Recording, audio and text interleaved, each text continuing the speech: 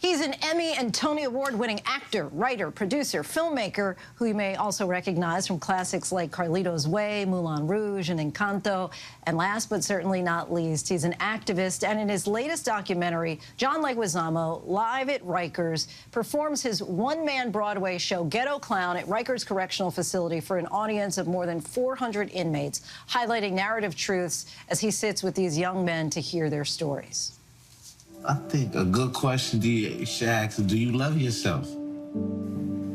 That's a great question, man. That's a great question. That's crazy. Yeah. How do you ask something like that? No, because you know why I asked that question? Yeah. Because you might say, oh yeah, I love that guy, but you gotta love yourself. Joining us now is Mr. John Leguizamo himself. Pleasure to have you here. Thank you for having me. What a pleasure. So you start off in the documentary saying, you know, if I can do this, and you're on the stage about to perform, I can do anything. What was it about that, being in that particular location, that you felt, I need to do this? Well, I mean, it was the hardest performance of my life because, you know, I'm used to being in a theater, in a fancy theater. It's my space. People are paying crazy, ridiculous Broadway prices to see me. They come in to see me. Here, I'm coming in their space. Well, it's not their space, you know, it's a system space. And I wasn't sure if I was been out of touch for a while, you know, I'm not that down anymore. Am I gonna seem like, you know, like I'm tone deaf or something? But I felt like my piece, Ghetto Klown, since it was about my life and, you know, I was a problem child, I got arrested and whatnot, and I was going down the wrong path. I was hoping that that would connect with them somehow and give them some hope, you know, and it worked. You know, I went in there, they were laughing, the guards were laughing, and then we sat down together, and that's when I felt like a connection really happened. It really did seem that way. I mean, they were sitting upright, leaning into your story. It seemed like you had the street cred in order for them to actually say, okay, he's a real one. Well, I earned it. I earned it because I was like, I don't know if they're going to be laughing.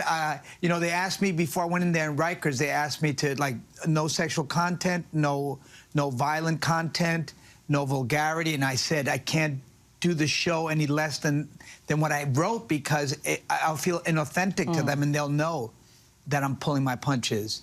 So they let me do it the way I wanted to do it.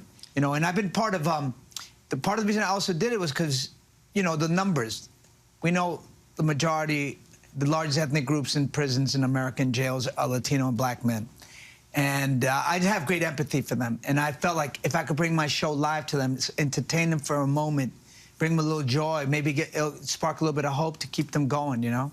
And it felt like, I mean, there were a number of things that felt like your life was kind of parallel with theirs. And one of the guys even said, you show a slide of this building in Jackson Heights where your mom lived, and he's like, oh, that's where my mom lived too. And then your story about your dad, that really seemed to resonate with them.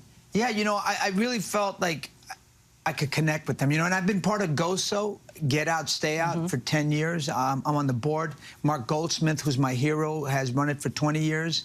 And, you know, it's not government funded. We got to raise money. And I'd go there and I'd give them acting classes and teach them how to do one-man shows. And I fell in love with them because I wanted people in this documentary to see that they could be your son. They could be your cousin. They could be your brother. These kids are just regular kids that made a mistake. And the system should rehabilitate them, not punish them. You know, our whole prison system should be about rehabilitation, you know.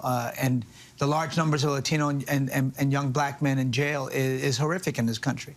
So I feel like I had to do something, bring something to them. And want to give that organization, GOSO, really a pat on the back here, because the recidivism rate is what, 86% of the guys who are in that program don't go back. It's incredible. And it's a high school. It's a high school in Rikers Island for the younger population from 18 to 21. And yeah, they don't come back. They stay out. It really, Get Out, Stay Out really works. You and I were talking earlier about how quite often when you're trying to be a blessing to someone, you end up getting that blessing back. Did you feel that way going in there? It's like to do them a service, but you end up feeling that as well. I mean, I just felt healed in a lot of ways, you know. I went in there thinking I'm going to bring them healing, I'm going to bring them joy, and they brought me so much, you know. I just felt I could talk about a lot of things that I went through, and they understood. And then that's healing when you get it out, when you can talk about it. Really great work, what Thank you're you. doing, John. Thank you Thank so you, my much for pleasure. what you're doing and for coming on the show and talking with us. John Leguizamo, live at Rikers, is now streaming on the Black Experience on Xfinity and Xumo. Hi everyone, George Stephanopoulos here. Thanks for checking out the ABC News YouTube channel. If you'd like to get more videos, show highlights, and watch live event coverage, click on the right over here to subscribe to our channel, and don't forget to download the ABC News app for breaking news alerts. Thanks for watching.